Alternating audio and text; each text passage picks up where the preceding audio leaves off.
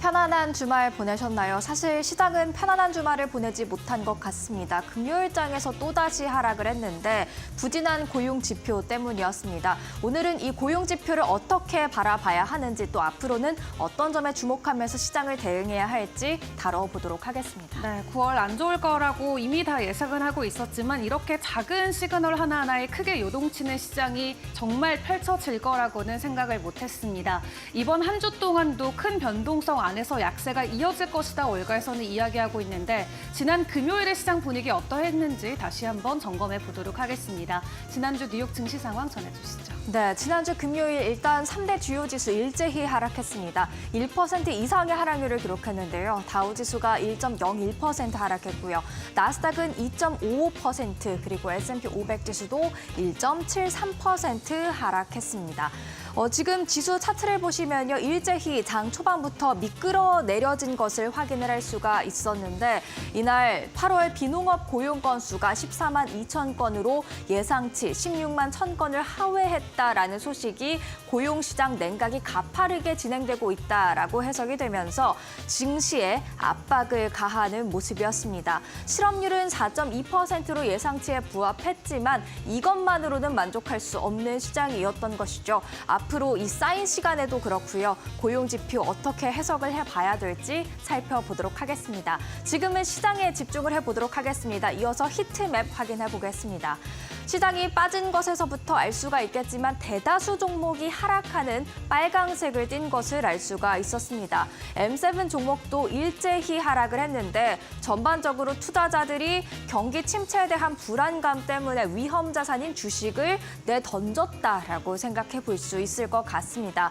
그나마 신제품 공개 행사를 앞두고 있는 시가총액 1위 기업이기도 한 애플의 주가만 0.7% 그나마 선방했다고 볼 수가 있겠고요.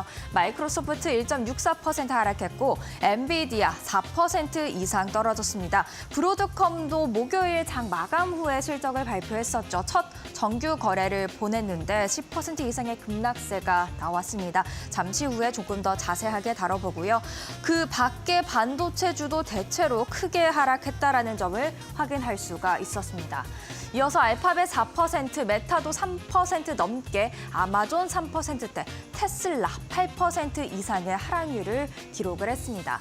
그리고 이날 전체적인 지도를 다시 한번 보시면요. 그래도 조금 빨간색이 덜한 거무튀튀한 색깔이나 그래도 초록불 상승했다라는 그런 종목들이 있는 곳이 방어적인 성격을 갖고 있는 곳들 되겠고요. 그리고 금리 인하에 대한 기대감이 강하게 반영이 되다 보니까 부동산 섹터에도 상승한 종목들이 있다라는 것을 체크해 볼 수가 있었습니다.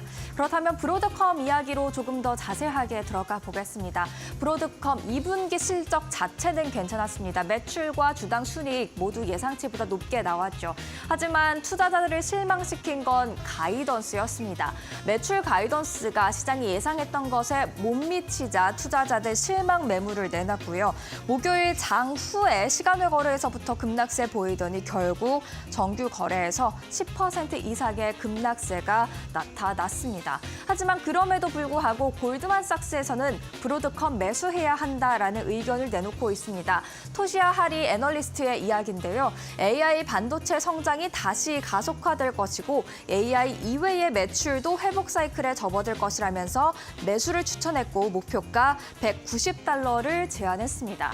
이게 골드만삭스만의 투자 의견일까 싶어서 월가 전체의 의견도 한번 살펴봤는데요. 월가 전체의 의견도 비슷했습니다. 자료 출처 팁 랭스가 되겠습니다.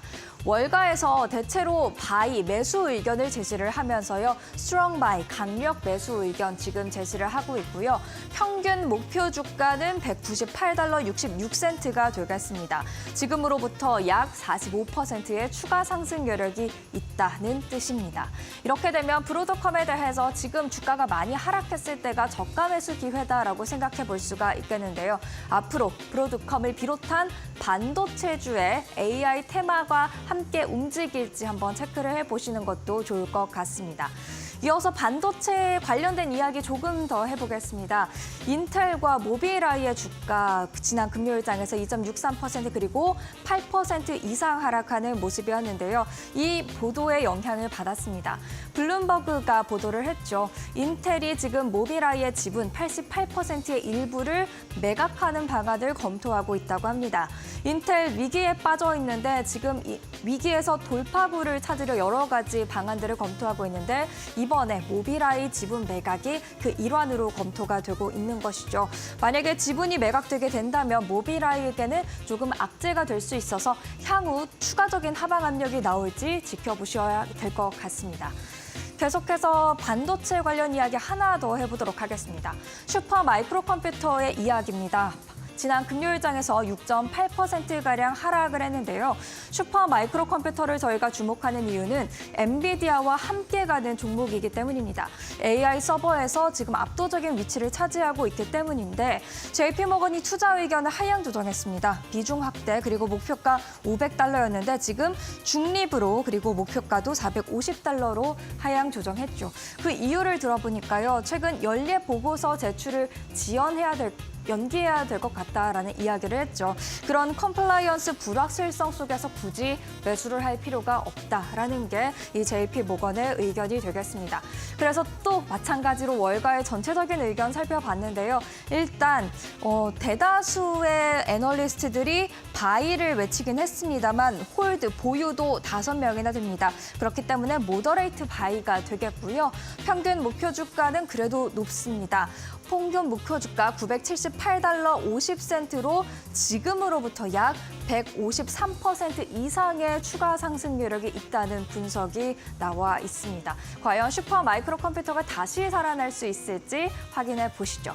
이어서 국채 금리 확인해 보겠습니다. 고용 지표가 나온 이후 조금은 하방 압력을 받는 듯한 모습들이었는데요. 침체 우려가 계속되다 보니까 안전자산이라고 하고 있는 국채에 대한 수요가 높아졌고 금리는 하락했다라고 볼 수가 있겠습니다. 마지막으로 국제 유가와 국제 금값도 체크를 해보고 가겠습니다. 국제 유가 계속해서 하방 압력을 받고 있습니다. 지난 주말 사이에도 2% 이상 하락하면서 배럴당 $67 선까지 또 하락을 했는데요. 오펙 플러스가 증산을 2개월 연기했지만 그 효과가 전혀 보이지 않고 있고요. 오히려 유가는 수요 측에 더 강하게 민감하게 반응하면서 계속해서 하락세를 이어가고 있는 것으로 보여집니다. 반면 금값도 소폭 하락하기는 했습니다. 지금 비컷에 대한 기대감이 어떻게 살아날까 아니면 죽을까에 대해서 많은 불확실성이 있기 때문에 국제 금값이 조금은 사상 최고치에서 내려오고 있는 것으로 보여집니다. 이렇게 금요일장 정리를 해봤는데요. 아무래도 중요한 날이었기 때문에 뉴욕 현지 연결해서 조금 더 자세한 이야기 들어보도록 하겠습니다. 김상윤 이데일리 뉴욕 특파원 연결돼 있습니다. 안녕하세요. 네, 김상윤 뉴욕 특파원입니다. 네, 금요일장 고용 지표를 확인한 이후에 또다시 미끄러졌습니다. 시장에서 굉장히 투심 살리기에 있어서 중요했던 고용 지표인데 실제로 고용 시장 저희가 지금 어떻게 바라봐야 할까요? 네, 8월 미국의 고용 보고서 그 어느 때보다 글로벌 투자자들의 관심이 많았죠. 경기 침체가 다가온지를 판가름할 주요 포인트가 될 것으로 예상했는데 예상보다 애매한 수치가 나오면서 투자자들에겐 당황스러운 보고서가 됐습니다.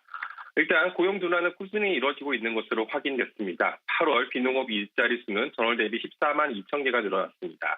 6월 수정치 11만 2천 개, 7월 수정치 8만 9천 개보다는 나아지긴 했는데요. 월가 예상치 16만 5천 개를 밑돌았고 3개월 이동 평균 기준 취업자 수도 6월 14만 7천 명, 7월엔 14만 1천 명, 8월엔 11만 6천 명으로 고용 둔화가 점진적으로 나타난 것으로 확인했습니다. 다만 시장이 우려할 만큼 고용 시장이 급격히 악화되고 있는 것은 아니었습니다. 실업률은 4.2%를 기록하며 5개월 만에 소폭이나마 처음 하락했고요. 시간당 평균 임금은 전월 대비 0.4% 올랐는데 7월 0.2% 대비 가팔라진 것입니다.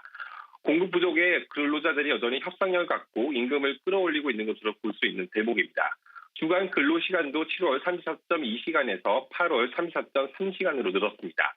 고용시장이 바닥을 치지 않았다는 또 다른 신호죠. 종합적으로 고려하면 고용 둔화세는 이어졌지만 급격한 침체를 우려할 상황은 아직 아니다. 이렇게 정리할 수 있을 것 같습니다. 그렇다면 연준이 9월에 빅컷에 나설 가능성도 떨어질 수밖에 없죠. 이는 연준 2인자이자 대표적 매파인 크리스토퍼 월러 이사의 발언에서도 확인이 됩니다. 월러 이사는 이날 고용 보고서가 나오는 이후 지난주 우리가 받은 데이터는 고용시장이 계속 완화하고 있지만 악화하지는 않고 있다는 것을 가리키고 있다고 언급했습니다. 네, 다만 이렇게 매표적인 인사인 월러 이사가 지금 빅컷 가능성을 열어뒀다 이 사실 자체만으로도 좀 의미가 있지 않나 싶은데요. 사실 시장은 이 월러 이사의 발언 이후에도 계속해서 하락세를 이어갔습니다. 이 부분에 대해서는 저희가 어떻게 바라봐야 할까요? 네, 그렇습니다. 월러 이사는 그동안 상당히 보수적으로 금리 인하에 대한 메시지를 내놨는데요. 이날은 유독 이례적으로 비둘기 발언을 이어나갔습니다. 특히 빅컷 가능성을 열어둔 점은 매우 의미가 있습니다. 다음 해에서 금리 인하를 시작하는 것이 중요하다면서도 그는 데이터가 연이은 회의에서 더 큰 인하 필요성을 시사한다면 이를 지지할 것이다. 인하 규모와 속도에 대해 열린 마음을 갖고 있다고 밝혔습니다. 월러 발언은 일단 9월 베이비컷을 시작한 이후 고용 리스크가 또 증가한다면 11월 또는 12월에 빅컷에 나설 수 있다는 신호를 보낸 것으로 해석이 됩니다. 그럼에도 불구하고 뉴욕 증시가 낙폭을 키운 것은 두 가지 해석이 가능한데요. 일단 월러가 9월 빅컷 가능성을 차단하면서 실망 매물이 나왔다고 볼 수 있습니다. 시장에선 연준이 한시빨리 금리 인하에 나서면서 경기 침체를 막아야 한다는 압박이 거셌던 탓이죠. 다른 한편으로는 매파인 월러가 빅컷 가능성을 언급할 정도로 시장이 모르는 또 다른 경기 침체가 있는 게 아니냐 하는 의구심이 커졌다는 분석도 나옵니다. 8월 고용 보고서만으로는 심각한 경기 침체 가능성이 크지 않았는데요. 그럼에도 월러가 향후 빅컷을 열어둔 것은 앞으로 고용 둔화가 빠르게 나타날 수도 있는 뭔가 있지 않겠느냐. 시장에서는 약간의 두려움이 더 커졌다고 볼 수 있습니다. 월거에서는 향후 금리 인하 전망에 대해서 엇갈린 평가를 내고 있습니다. 골드만삭스는 고용 시장이 둔화하고 있지만 9월 FOMC에서 연준이 빅컷에 나설 만큼 침체 수준은 아니었다며 올해 남은 3번의 FOMC에서 매번 25bp씩 인하할 것이라는 전망을 유지했습니다. 반면 JP모건은 보고서에서 인플레이션 상방 리스크를 약화하고 있는 가운데 고용 리스크는 하방 리스크가 커짐에 따라 연준이 일단 9월 빅컷을 단행한 이후 11월에도 빅컷, 12월에는 베이비컷을 해야 한다는 전망을 유지했습니다. 다만 매파 성향 연준이사들이 반대 등으로 9월 FOMC에서 연준이 25bp만 인하할 가능성은 이전보다 높아졌다 이렇게 평가했습니다.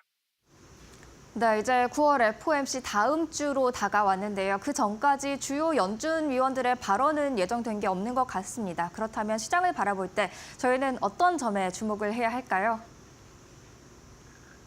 네, 연준이 인플레이션과 전쟁을 사실상 종료했다고 시작했지만 11일 발표될 8월 소비자 물가를 그래도 한번은 챙겨보고 가야 할 것 같습니다.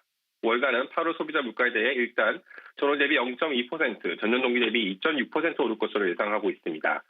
꾸준히 물가 상승률이 둔화하는 즉 디스인플레이션이 이루어질 것이라는 전망이죠. 다만 물가가 예상보다 좀 더 튈 경우 불확실성은 좀 더 커질 수 있습니다. 자칫 경기 둔화 속 인플레이션 반등, 즉 스태그플레이션이라는 최악의 상황이 나타날 수 있기 때문입니다. 끈질겼던 주거비 및 서비스업 물가 둔화세도 이어질지 주목해 봐야 할 포인트입니다. 이외에 한국 시간은 화요일 새벽 3시죠. 드디어 아이폰 16이 드디어 공개됩니다. AI 기능을 탑재한 아이폰 16이 주춤하고 있는 애플의 매출을 끌어올 수 있을지에 따라 애플 주가 변화도 커질 수 있습니다. 마지막으로 수요일 오전 10시 시작될 미국 대선 토론에도 주목해 봐야 할 이벤트입니다. TV 토론 이후 카멀 해리스 부통령과 도널드 트럼프 전 대통령 간 지지율이 어떻게 변할지 주목해 볼 필요가 있습니다. 양측의 경제 정책이 워낙 상이하다 보니 지지율 변화에 따라 국채 금리를 비롯해 증시 변동성도 커질 수 있는 만큼 주시해야 할 이벤트라고 볼 수 있습니다. 애플 행사부터 대선 TV 토론까지 주요한 일정들이 예상이 되고 있는 것 같습니다. 지금까지 김상윤 이데일리 뉴욕 특파원과 함께했습니다. 말씀 감사합니다. 네, 감사합니다. 그러면 이어서 은주 앵커와 함께 주말 사이에 나왔던 놓쳐선 안 될 이슈들 체크해 보시죠.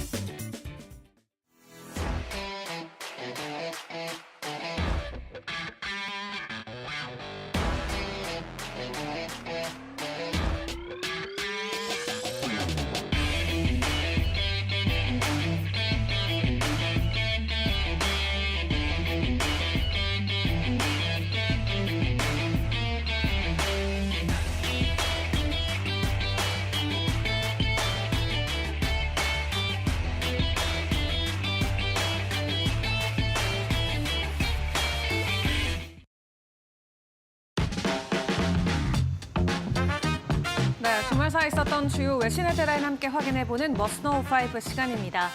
모두가 기다렸던 금요일의 고용 지표 확인 이후에 비트코인 주말 사이에 추가적인 가격 폭락이 있었고요. 뉴욕 증시도 결론적으로는 약세 흐름으로 마무리가 됐었죠. 사실 애매하게 나왔다라는 말이 조금 더 맞을 수도 있을 것 같습니다. 시장 예상치에는 부합하지 못한 모습이 나왔지만 그렇다고 실업률은 또 반대로 시장에 부합하는 모습이 나오면서 시장 안에서 심지어 월가의 이 전문가들까지도 모두 엇갈린 전망들을 내놓고 있습니다. 구체적인 수치를 다시 확인을 해보자면요. 지난 8월 미국이 공개한 비농업 일자리는 전월 대비 14만 2천 명이 증가됐습니다. 전월 증가폭보단 늘었지만 전문가들의 추정치를 밑도는 모습을 보였고요. 또 8월의 실업률은 4.2%로 전월보다는 소폭 떨어지는 모습을 보이기도 했습니다. 8월의 미국 고용 보고서는 이번 달로 예상돼 있는 미국의 기준금리 인하폭을 결정하는 데 주요 변수로 작용될 수 있기 때문에 시장이 큰 관심을 갖고 있었죠. 8월 고용 보고서 수치가 전달에 비해 나아지기는 했지만 미국 경기 경착륙 우려를 불식시키기에는 부족하다라는 평가도 나왔습니다. 왜냐하면 최근 발표됐던 미국의 주요 경제 지표 또한 미국 경기 침체에 대한 우려감을 더해왔기 때문인데요. 지난주에 함께 확인해봤었던 미국의 ADP의 고용 보고서를 보면은 8월에 민간 부분 고용이 전달보다 9만 9천 명 증가한 것으로 집계하면서 시장 예상치를 크게 밑돌았기 때문입니다. 이런 맥락에서 보면 실업률이 7월에 4.3%까지 올랐다가 다시 8월에 4.2%로 떨어진 것은 아직까지는 대기업들이 대량 해고에 나설 정도로 경기 부진이 찾아오지 않았다라는 증거로 일각에서는 풀이를 하고 있기도 합니다만 이 대표적인 매파 위원인 월러 이사가 고용 시장이 예상보다 더 빨리 악화가 된다면 연준이 더 큰 폭의 인하로 대응을 해야 되고 이는 연착륙 가능성이 더 커질 것이라고 직접 언급을 하기도 했습니다. 또 게다가 이번 첫 번째 인하가 마지막이 될 것이라고 생각하지 않는다라면서 인플레이션과 고용이 장기적인 목표에 근접해지고 고용 시장이 완만해지면 1년의 인하가 적절할 것이다라고 설명을 했습니다. 미국에 대한 경기 침체 우려가 지속적으로 불거지고 있는 가운데 고용 지표 발표 이후 나쁘지 않았던 뉴욕 증시 분위기는 오히려 월가 그리고 연준 의원들의 발언 이후로 더 큰 폭의 하락을 보였던 것 같습니다. 그런 가운데 미국의 재무장관인 옐런 장관 같은 경우는 미국의 경제가 연착륙 중이다라면서 경기 침체와 관련된 우려에 일단은 선을 그었습니다. 인터뷰를 통해서 해당 내용들을 전해왔는데요. 미국은 자산 평가나 적절한 수준의 레버리지 등 위험을 보여주는 지표들이 많은데 빨간불이 보이지 않는다라고 직접 언급을 했습니다. 또 고용 상황에 대해서는 하방 리스크에 주의를 기울이고 있다라고 하면서 현재 일자리 증가는 견조하다라고 평가를 했는데요. 물론 위험이 있기는 하지만 강력한 성장세를 유지하면서 인플레이션을 지금처럼 의미 있게 낮출 수 있는 것 자체가 놀라운 일이다라고 평가했습니다. 다만 금융 시스템에 대한 잠재적인 위협과는 이 은행 이외의 금융 시스템의 규제가 더 적기 때문에 위험이 있을 수 있다라고 언급을 하기도 했고요. 또 사이버 보안이 더 거대해지고 점점 더 위험이 커지고 있다면서 이런 모든 부분에 대처하기 위해서 노력하고 있다고 덧붙이기도 했습니다. 그리고 최근에 이어지고 있는 이 대선 판도 안에서 어느 정도 또 우려감이 섞인 발언도 내놓았는데요. 지금 바이든 정부가 진행하고 있는 IRA가 만약에 없어지게 된다면 경제적인 이점은 모두 사라지고 또 중국과의 경쟁에서도 우위를 내어줄 수 있기 때문에 이 부분은 상당히 우려하고 있다라고 이야기를 전해오기도 했습니다. 미국의 경기 경착륙, 연착륙과 관련돼서 지속적인 의견들은 엇갈리고 있는 가운데 이번 달에 진행이 되는 FOMC에서는 어떤 결정이 나올지 함께 지켜보시죠. 자, 그리고 오늘 밤이면은 이제 애플의 신제품이 공개가 됩니다. 다만 월가에서는 애플의 주가가 이미 이러한 부분들을 선반영했기 때문에 크게 기대하는 입장은 없는 것으로 보여지고 있습니다. 지난 4월에 애플의 주가와 비교해봤을 때 사실 많이 올라오긴 했습니다. 30% 정도 상승이 나오면서 현재는 $220 선 정도의 거래가 되고 있죠. 다만 시장에서는 애플의 첫 AI 핸드폰인 만큼 기존 사용자의 교체 수요를 자극할 것이란 기대가 크지만 월가에서는 다소 신중한 반응이 나오고 있습니다. 이 글로벌 투자은행인 UBS 같은 경우는 아이폰 16 출시가 당장 애플 주가에는 영향을 주지 않을 것이라면서 목표 주가 236달러와 투자 의견을 중립으로 유지했습니다. 중국에서 현지 업체와의 경쟁으로 애플이 판매 부진을 겪는 것도 주가에는 부정적인 요소로 파악이 되고 있는데요. 현재 아이폰 16에 포함되는 챗 GPT 기반의 AI 서비스가 중국 안에서 제공될지도 아직까지도 불확실한 상황입니다. 이에 중국은 오픈 AI가 개발한 챗 GPT를 부분적으로 허용하고 있는데 오픈 AI를 대체할 수 있는 현지 파트너사가 있는지 애플은 지속적으로 물색을 하고 있는 상황이고요.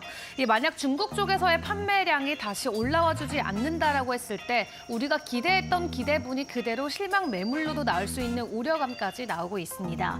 골드만삭스도 비슷한 입장을 보여주고 있는데 판매량이 급격하게 늘어나지 않을 수도 있다라고 이야기하면서 9월 달에 애플의 추가적인 주가 상승은 어려울 수도 있다라고 전망을 하고 있네요.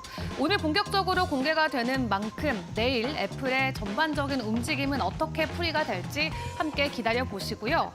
그리고 또 주말 사이 전해졌던 소식이죠. 머스크가 보유하고 있는 두 회사가 기술도 함께 나누고 수익도 함께 나눈다라는 소식이 전해졌습니다. 이 AI 인공지능 회사인 xAI 그리고 전기차 업체인 테슬라의 이야기인데요. 이 테슬라가 xAI의 기술을 테슬라의 자율주행 보조 소프트웨어인 FSD에 활용하고 그 수익의 일부를 xAI와 나누는 방안을 논의한 것으로 외신은 보도를 했습니다. xAI는 음성비서나 휴머노이드 로봇 옵티머스 등 테슬라의 다른 소프트웨어 개발에도 도움을 줄 수 있을 것으로 업체는 풀이를 하고 있는데요. 일단 두 회사 간의 수익 배분은 테슬라가 xAI의 기술에 얼마나 의존하는지에 따라서 달라질 수 있다라고 외신은 짚었습니다. xAI의 경영진은 테슬라의 FSD 수익을 1대1로 나누는 방안을 제안하기도 했다고 하는데요. 이 테슬라는 분기 매출의 80% 이상이 지금 전기차로부터 나오고 있는데 전기차 수요가 경쟁 심화 등으로 인해서 부진하자 현재는 AI나 자율주행 혹은 로보택시나 휴머노이드 로봇 등에 집중을 하고 있습니다. 일단 외신에서는 긍정적으로 평가하는 입장도 있습니다. 이 머스크가 소유하고 있는 회사들 간의 상호 연결성의 확대를 보여주는 예다라고 평가를 했는데 다만 반대로 좀 부정적인 입장도 동시에 전해지고 있는데요. 만약에 함께 이런 기술과 인력을 나누게 된다면 잠재적인 이해상충에 대한 우려도 충분히 초래될 수 있다는 게 그의 일환이 될 수 있겠습니다. 일단 일론 머스크 CEO는 본인의 X를 통해서 정확하지 않은 주장이다라고 하면서 사실상 보도를 부인한 상황인데 앞으로 시장에서 또 어떤 소식들이 전해질 수 있을지 일단 상황을 조금 더 지켜보시는 게 좋을 것 같습니다. 주말 사이 암호화폐 시장 상황도 지켜보도록 할 텐데요. 미국의 고용 보고서 발표 이후로 비트코인이 주말 사이에만 7%의 하락세를 보였습니다. 54,000달러 선까지 밀려 내려가면서 지난달에 보여줬던 블랙 먼데이 이후로 최저점까지 현재 내려와 있는 상황이고요. 이 고용 보고서에 대한 우려를 그대로 반영을 지수에 해줬는데 그럼에도 불구하고 시장에서는 4분기면은 시장의 분위기 다시 한번 전환될 수 있다라면서 긍정적인 의견을 전해오기도 했습니다. 지난 3분기 동안 워낙 부진했고 또 시장에 수요가 없었기 때문에 4분기 돼서는 오히려 더 높이 올라갈 수 있다라는 주장이 나온 것인데요.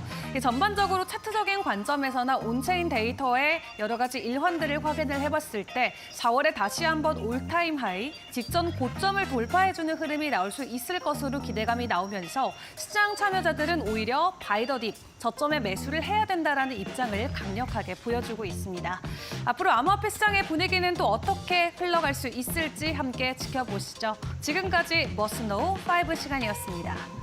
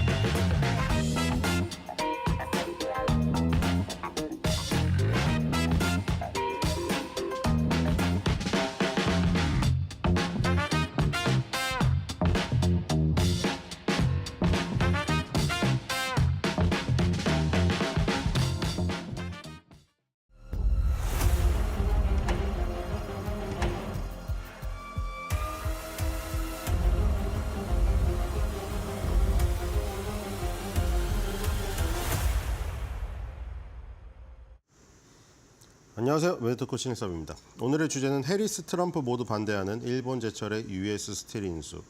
피트 아이언맨 타이틀은 자존심인가? 입니다. 일단 이 일본 제철의 US 스틸 인수가 해리스든 트럼프든 이걸 놓치면 안 되는 이슈인 게 분명해 보입니다. 그렇죠. 이게 뭐 하찮은 이슈 같으면 이렇게 적극적으로 어필할 이유가 없죠. 대선판에 뭐 이게 흔들만한 이슈가 아니면 해리스든 트럼프든 뭐하러 이걸 거론합니까? 피곤하게. 그렇죠? 근데 둘 다 거론한다는 얘기는 이게 뭔가 굉장히 대선 판도에 자신에게 뭔가 유불리를 움직일 수 있는 뭔가라고 판단이 들었기 때문에 얘기를 하는 것이죠. 근데 이 얘기하는 것이 한 방향을 가리키고 있다는 것이 굉장히 특이합니다. 해리스, 트럼프가 지금 굉장히 대립적으로 나오는 주제도 있고요. 같은 방향으로 가는 주제도 있습니다. 지금 예를 들어 마리화나 같은 경우 같은 방향으로 나가고 있죠. 해리스는 아예 뭐 자신이 자메이카 출신이고 자메이카에서는 그런 것들이 흔하고 나는 유흥으로 즐겼었다. 기분이 좋았었다. 더 많은 사람들이 기분이 좋았으면 좋겠다 이러고 있고요. 트럼프도 뉴욕에서 그냥 지하철에서 나는 냄새는 싫지만 합법적으로 성인들이 소지하는 것을 처벌하는 것은 굉장히 불합리하다고 하면서 굉장히 확대하는 것에 찬성 의견을 던지고 있어요. 그리고 바로 일본 제철의 US 스틸 인수 이것도 마찬가지죠. 지금 두 명이 전부 다 적극적으로 반대 의견을 펼치고 있습니다. 절대로 일본이 우리나라 기업을 인수해서는 안 된다. 이러고 있고요. 지금 현 대통령이 바이든도 마찬가지죠. 자신이 반대를 하겠다. 지금 이걸 말했습니다.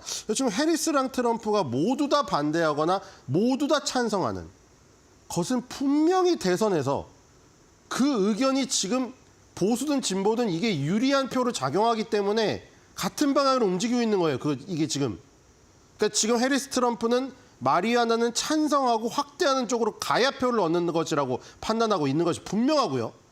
안 그러면은 하나의 조건밖에 없습니다. 둘 다 바보거나. 둘 다 바보는 아니겠죠? 미국 대통령 후보라는 사람들이. 그렇죠? 그럼 바보는 아닌 거니까. 그다음에 일본 제철의 US 스틸 인수는 둘 다 반대를 하고 있다. 그럼 이 반대를 하는 게 분명히 자기들 표에 이득이 된다고 둘 다 판단하는 겁니다. 지금 이거. 그렇죠? 안 그러면 아까 말했듯이 둘 다 바보거나예요. 그렇죠? 바보가 아니잖아요. 둘 다. 어쨌든 철강 생산량 보겠습니다. 왜 그러면 도대체 왜 둘 다 보수랑 진보가 극렬히 완전 갈라서 가지고 서로 예를 들어 낙태권에 대해서는 서로 엄청 치열하게 싸우고 있지 않습니까? 무슨 뭐 바보 같은 원숭이라고 벤스가 공격을 하고. 그렇죠? 낙태권에 대해서는 그렇게 치열하게 붙는데 왜 이건 한 방향이냐. 그거 살펴볼 필요가 있겠죠. 지금 철강 생산량이 중국 다음에 인도가 됐어요. 근데 이게 그림으로 봐야지 알겠죠. 그림으로 봐야지 그 변화량이 나옵니다. 지금 이건 2020년 현재 시점에서 1위가 중국이고 2위가 인도고 3위가 일본이란 것만 알려줍니다. 지금 그림으로 봐야 변화량이 보이겠죠. 네, 이게 변화량입니다. 중국하고 인도가 지금 현재 1등, 2등이 되었잖아요. 근데 과거에 1등, 2등이었느냐. 과거에는 유럽과 미국, 유럽은 유럽을 다 합친 거니까 국가를. 단일 국가로 미국이 최고 1등이었습니다. 이 당시에는 러스트벨트의 그 노동자들이 떵떵거리면서 슈퍼카 타고 다니던 그 시절이에요. 일론 머스크나 스티브 잡스 시절이 아니란 말이에요. 이때는 카네기의 시절이죠. 철광왕. 자, US가 지금 굉장히 강하다가 쪼그라들었습니다. 유럽도 쪼그라들었어요. 그리고 러시아도 쪼그라들었어요.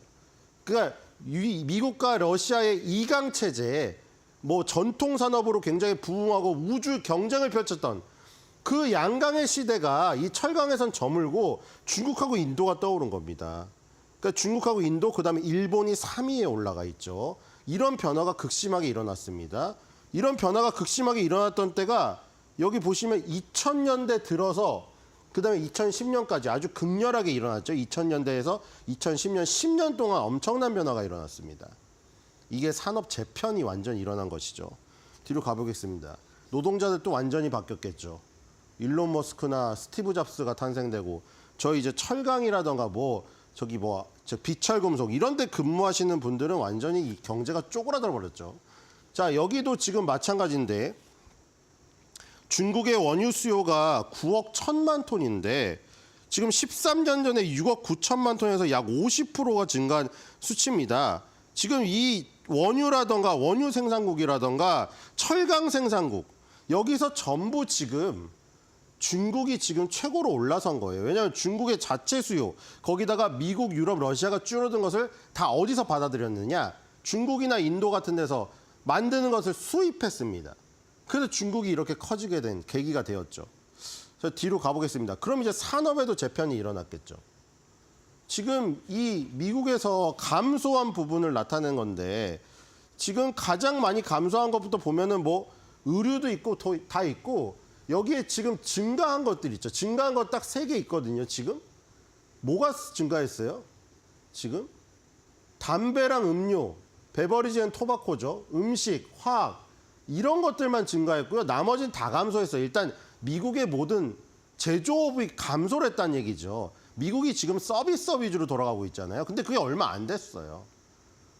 얼마 안 됐어요. 철강한 카네기 그런 거 자서전 같은 거 어렸을 때 많이 읽었잖아요. 흑백 TV 시절만 해도 미국은 제조업의 나라였어요. 다 미국 가가지고 아메리칸 드림을 이룬다는 게 철강왕이라던가 석유왕이 되기를 원했지. 그렇죠? 철강왕 카네기, 석유왕 록펠러 다 누구예요? 그 가문들이 전부. 그게 지금 인도 중국 사람이 아니잖아요. 무슨 인도 중국 띵호아들이 아니라고요. 그러니까 철강한 뭐 록펠러 가문 무슨 카네기 가문 다 그게 북미 유럽의 그 가문들인데 그 역사가 지금 완전히 다 바뀐 거죠. 그러면서 여기 지금 줄어든 것들 보면은 주로 그런 섹터들이 많아요. 지금 보면은 이 의류, 섬유 공장, 그다음에 뭐 아까 비철금속, 금속 이런 것들이 많습니다. 그래서 이런 것들이 다 줄어들어서 제조업 부분의 공장이 다 폐쇄가 됐어요. 근데 그런 것들이 아까 언제 일어났냐면 2000년부터 2010년까지 극심하게 일어났다는 것이죠. 근데 뭐 그렇다고 해서 IT가 올라갔느냐? IT도 줄었거든요, 사실. IT도 줄었습니다. 여기 일렉트로티컬 리콰이먼트 이런 거 있죠. 어플라이언스, 컴포넌트 이런 것도 다 줄었어요. 줄었습니다. 2000년도에 IT법을 맞으면서 2002년도 이후에 컴퓨터 전자 제조회사 4분의 1로 감소했습니다. 근데 그것보다는 뭐 알루미늄, 철강, 일자금속 이런 것들이 더 많이 감소했죠. 그러니까 뭐가 늘었는지 아시겠죠? 미국인들은 그냥 호황을 누려가지고 담배 피고 저기 뭐 마리아나나 하고 저 음료나 맞고 이런 거예요. 지금 사실 신나게 놀았어요. 자, 이렇게 됐습니다. 자, 그래서 여기 뭐 자세히 써놨죠? 네, 제가 말하는 것보다 이게 낫었네요. 자, 여기 줄어든 거 보면은 뭐 예를 들어 텍스타일 밀스 같은 거는 반토막이 났고요. 여기 가죽 및 연화 제품도 24% 마이너스가 났고 전기 장비도 마이너스 14% 났죠. 그리고 아까 저 철강업에 관련된 기본 금속 마이너스 29% 났습니다. 그리고 이런 거 음식, 음료 및 담배는 무려 거의 400% 올랐어요. 그러니까 미국은 천하태평을 누린 거죠. 유흥을 즐긴 겁니다. 유흥 쪽이 그냥 는 거예요. 그렇죠? 이런 전통적인 산업이 그러니까 그 그림이 딱 그려지시죠. 그 러스트벨트의 노동자들이 옛날에 그 과거의 영광을 머릿속 한켠에 막 영광으로 그 추억으로 삼으면서 지금 현실은 완전히 패퇴한 삶에서 지쳐가지고 막 얼굴 막 다크서클에 막 마약하고 길거리 돌아다니고 그 동네 완전 슬럼화된 거 보셨죠? 다큐멘터리에서. 그리고 막 뉴욕은 이런 데 어때요? 장면이. 완전 광란의 파티를 벌이고 밤에 막 브로드웨이 가지고 공연 보고 그렇죠? 완전히 갈린 거예요 이게. 지금 10년 사이에. 그러니까 러스트벨트는 완전히 쇠락해버렸고 뭐 뉴욕이나 이런 플로리다 이런 데는 막 잘 나가가지고 막 전부 다 저기 뭐 유흥 즐기고 다들 막 저기 흥에 미쳐있고 야구 보고 있고 맞죠? 이런 장면들이 바뀐 겁니다. 뒤로 가겠습니다.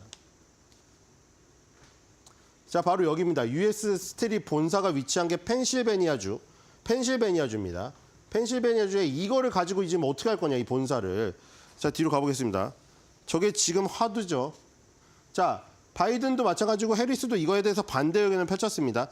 그래서 뭐 이건 약간 둘 다 그런 건 있는 것 같아요. 어차피 진보든 보수든 둘 다 미국인이고, 그렇죠? 이 우리 건 미국 기업인데 이 미국 기업을 일본에게 뺏긴다는 것 자체가 자존심도 상할 뿐만 아니라 이거는 진보 보수를 떠나서 미국 국민들도 용납하지 않는다는 그 대세를 이 사람들이 확인을 한 거예요, 둘 다. 그러니까 물론 모든 사람이 똑같을 수 없죠. 북한도 생각이 틀려요. 김정은이 누르고 있어서 그렇지 북한 사람하고 생각이 다 똑같겠어요 지금? 북한의 일탈이 얼마나 많이 일어나고 있는 지 아십니까 지금? 10대들이 완전히 지금 미쳤어요. 그런데 거기 지금 김정은이 누르고 있어가지고 폭발을 못하고 있을 뿐이죠. 여기도 당연히 사람 생각이 틀리죠. 모든 미국인들이 이걸 반대하고 있을까요? 아니요. 지금 예를 들어서 지금 아까 US 스틸 CEO는 이거를 찬성하고 있어요. 아니 주당 $55에 사준 데다가 그리고 아까 뭐 미국인들이 일자리 뺏길까 봐 뭐 절반을 미국계로 뭐 직원을 해준다 이것까지 했는데 왜 이거를 정치권에서 나서 반대를 하느냐. 우린 지금 이거 살아야 되는데 그 국적이 뭐가 중요하냐고. CEO가 지금 이거 지금 굉장히 불만이 많아요. 그 CEO는. 근데 이제 정치권에서 워낙에 나서서 반대를 하고 있는 것이죠.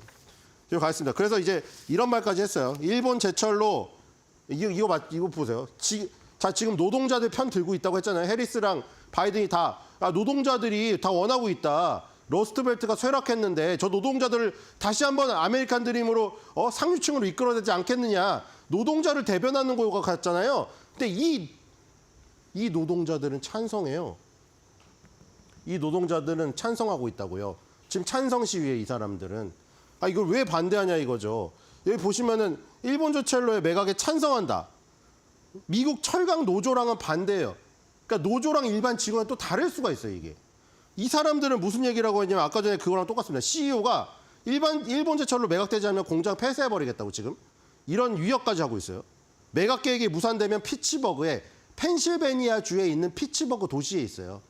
그 피츠버그의 그 스포츠 팀들이 대부분 막 스틸러스니 이런 거 이름 붙이잖아요. 철강의 도시여서 그래요. 그래서 피츠버그에 마지막으로 남은 몬벨리 제철소를 폐쇄해버리고 나 본사 다른 도시로 옮겨버리겠다. 그리고 일본 제철이 4조 220억 원을 투자한다고 했는데 이게 만약 거래가 불발되면은 내가 어디서 이 4조를 갖다가 쓰겠느냐. 나는 돈이 없다.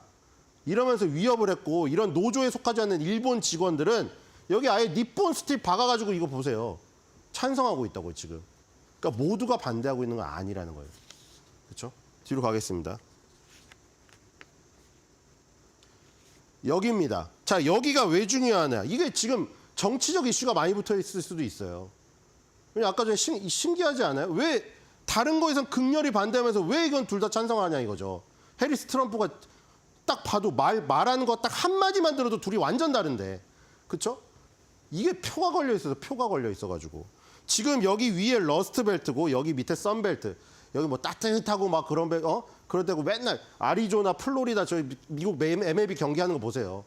전부 다 선캡 끼고 저기 선크림 바르고 보여요. 경기 보고 있죠. 여기가 선벨트고 여기가 러스트 벨트인데 이 세 개가 위스콘신, 미시간, 펜실베니아 여기가 피츠버그가 있고 여기가 지금 쇠락한 이 철강의 도시라고 불리는 곳들이거든요. 근데 여기가 왜 중요하냐? 이거 누구 가져가냐에 따라서 대통령 선거가 결정됐거든요. 여기서 힐러리 클린턴이 그때 트럼프보다 훨씬 많은 표를 얻었는데 여기 이 선거인단으로 결정되잖아요, 미국은. 이 펜실베니아주 뺏겨가지고 트럼프한테 졌어요. 그때 됐으면은 해리스는 지금 됐더라도 힐러리 클린턴이 미국 최초의 여성 대통령 타이틀을 가져가 버렸겠죠. 그래서 지금 2016년에 여기서 이 세 개를 블루월이라고 하는데 왜 그러냐면은 1970년대, 80년대는 여기가 빨간색이었어, 공화당. 근데 90년대부터 여기가 완전 민주당 블루월이었어요. 근데 그 블루월이 여기서 깨지니까 힐러리가 진 거예요. 그러다가 2020년에 바이든이 여기서 다시 이겼어요. 그러니까 대통령이 됐어요. 그러니까 여기가 캐스팅 보드 지역이라는 거죠. 그러니까 지금 그건 모르겠어요. 아까 저 보시면 일반 직원들 CEO가 반대하고 있잖아요. 그러니까 그게 무슨 전체 의견은 아니에요. 모든 직원이 반대하는 건 아니에요. 근데 뭐가 중요하냐면은 어쨌든 간에 여기 표심이 이 지역을 살리는 뭔가를 내놔야지 온다는 걸 이미 경험을 2번을 했기 때문에 여기서 그 얘기를 안 하면 그렇죠? 괜히 뭐 여러만 여기 의견 듣는다고 CEO분하고 일반 직원분들 그러니까 거기 얘기도 좀 들어봐야겠네요. 차차 합시다. 이렇게 어정쩡하게 스탠스 취하면은 여기서 표 날라가면은 다 날리는 거예요. 미국은 다수결이 아니에요. 그렇죠? 그냥 한 주 날리면 끝나. 이거 다 뺏기는 거예요. 여기는 선거인단을. 그러니까 어쩔 수가 없는 거예요. 조금이라도 자기가 이득이 되는 쪽으로 그냥 밀어버리는 거예요, 지금. 그러니까 해리스랑 트럼프는 둘 다 지금 그걸 판단한 거예요. CEO랑 일반 직원이 마이너리티 리포트다 이거. 저 의견 무시해도 지금 이걸 먹는 게 중요하기 때문에 일본 제철의 이 지금 US 스틸 인수를 반대해야 우리가 표가 더 온다. 이거 확정적인 것을 지금 둘 다 한 거예요. 이게 지금 둘이 애국심이 있는 사람인지 아닌지는 그 뇌 속에 들어가 봐야 아는 거고 지금 팩트는 그거예요. 둘 다 여기 표에 지금 혈안이 돼 있다는 거 이거. 그리고 표에 혈안이 돼 있는 거는 무조건 지금 그 반대를 안 하면은 표가 안 온다는 걸 아는 거예요. 지금 그렇게 돼서 지금 그러고 있다. 그래서 어쨌든 블루월 중에 저 펜실베니아가 굉장히 중요하기 때문에 피츠버그가 지금 들어있고 디트로이트는 또 어디냐? 여기 있어요. 미시간주. 디트로이트 피스톤즈 있잖아요. 그렇죠? 그러니까 지금 저런 것들이 지금 굉장히 중요하게 작용하고 있다는 겁니다. 자, 오늘의 한 줄 매드평입니다. 자, 그래서 선거에서 이겨서 I'm 아이언맨을 외칠 자는 누구?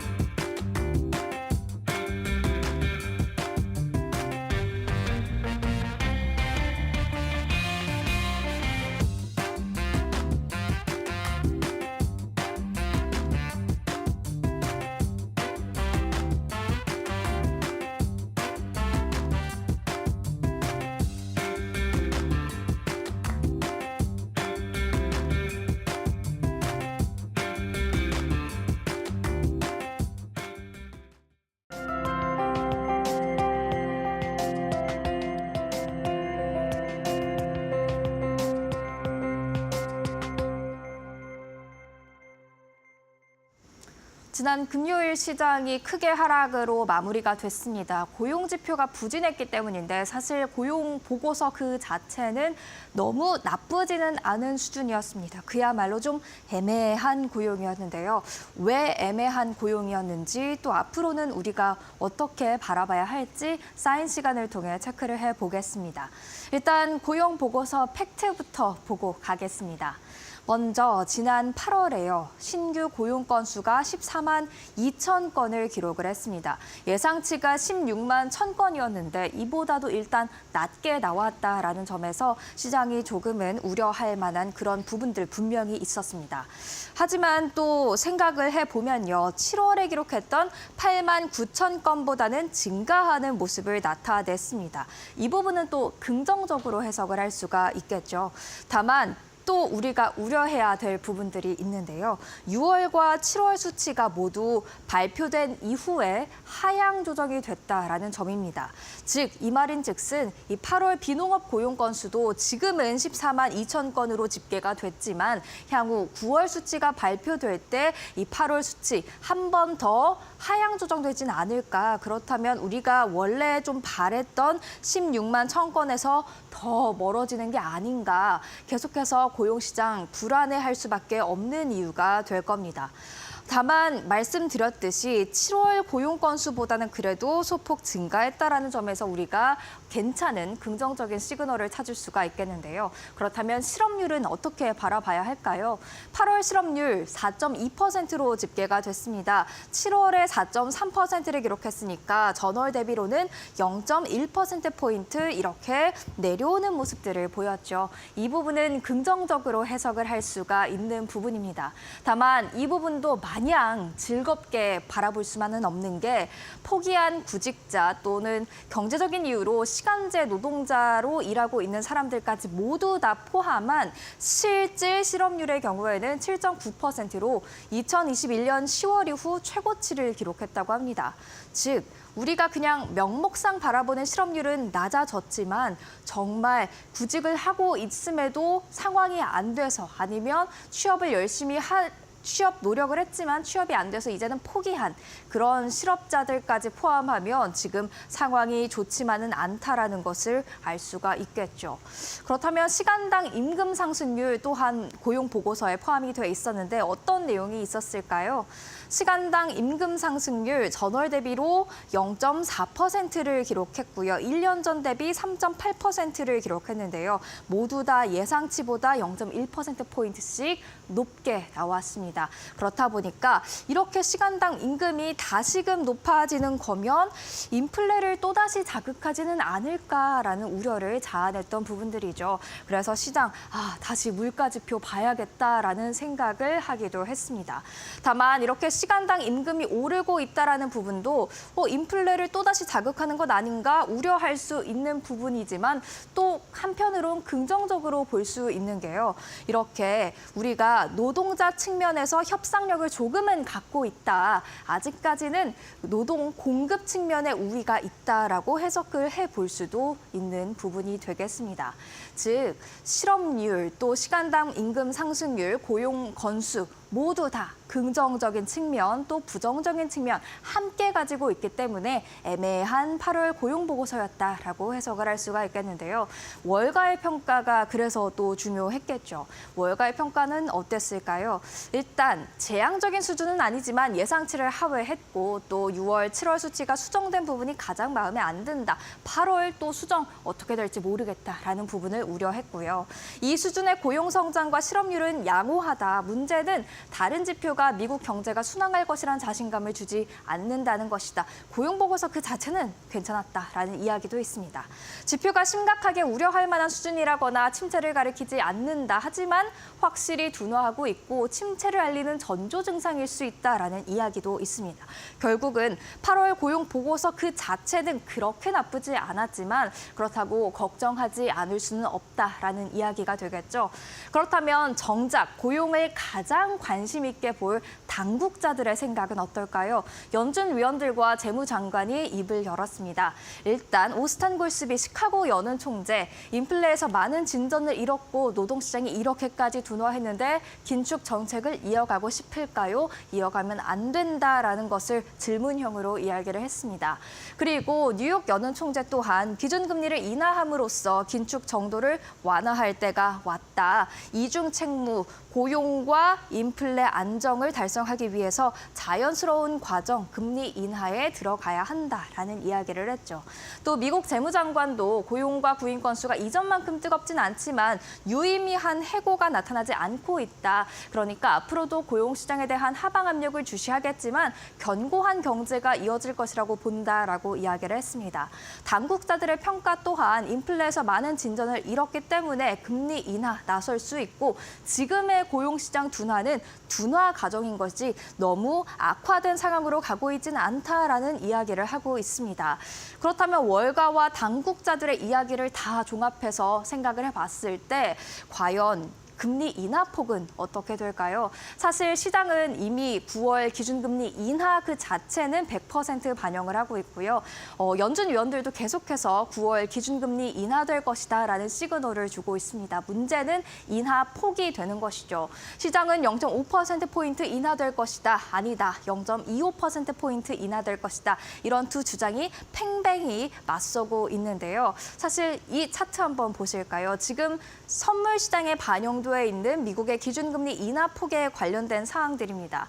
사실 고용 보고서가 발표된 직후에는 0.5%포인트 인하 가능성이 조금 더 올라오기도 했었습니다만 바로 다시 제자리를 찾아가는 모습들을 나타냈죠. 이 말인즉슨 고용 보고서가 바로 발표됐을 때 14만 2천 건이라는 예상치를 하회한 숫자를 보고 시장이 깜짝 놀랐지만 세세하게 뜯어보고 좀 시간이 지나면서 여러 가지 평가도 듣고 나니 꼭 비컷이 필요할 만큼 악화된 고용시장은 아니었다라는 말에 동의를 했다라고 볼 수 있는 부분이 될 것 같습니다. 그래서 지금 시장도 0.5%포인트보다는 0.25%포인트 인하가 더 가능성이 높은 것 같다라면서 이 부분에 더 무게를 두고 있는 것이죠. 그렇다면 월가에서는 또 어느 부분에 더 무게를 두고 있을까요? 월가도 마찬가지로 0.5%포인트보다는 0.25%포인트 인하가 적당하다. 이 이 부분에 주목해야 된다라고 이야기를 하고 있습니다. 골드만삭스의 수석 경제학자는 0.5%포인트 금리 인하도 일리는 있는 주장이지만 연준은 9월 FOMC에서 금리를 0.25%포인트 인하할 것이다. 그리고 연말까지 총 3번의 금리 인하를 예상한다라고 이야기를 했고요. 뱅크 오브 아메리카의 경제학자도 연준은 점진적인 접근을 선호한다. 잘못된 시그널을 주고 싶지 않기 때문이다라면서 0.5%포인트보다는 0.25%포인트에 더 주목을 하는 모습들이었습니다. 실제로 계속해서 0.5%포인트 인하가 과연 시장에 이로울 것인가라는 이야기들도 있죠. 오히려 경기 침체가 임박했다라는 잘못된 시그널을 줄 수도 있기 때문입니다. 그렇다면 저희는 이러한 내용들을 어떻게 정리를 해볼 수가 있을까요? 네, 저는 폭탄 던지기가 아닌가라는 생각을 해봅니다. 일단 신규 고용 7월보다 나았지만 혹시나 여기서 하향 조정될까 불안함이 있었고요. 또 시간당 임금 상승률 예상치를 상회했기 때문에 인플레 또다시 오를까라는 부분이 있었기 때문에 시장 이제는 물가 지표 너가 나서줘야 된다. 안 오르고 있다라는 걸 다시 한번 보여줘라는 건데요. 고용과 물가 계속 번갈아 가면서 기준금리에 대한 이야기를 나눠 가지고 있는 시장이 아닐까라는 생각을 해보죠. 이번 주 미국의 소비자 물가지수 발표가 예정이 되어 있습니다. 이 부분 꼭 챙겨보셔야 되겠습니다. 지금까지 사인이었습니다.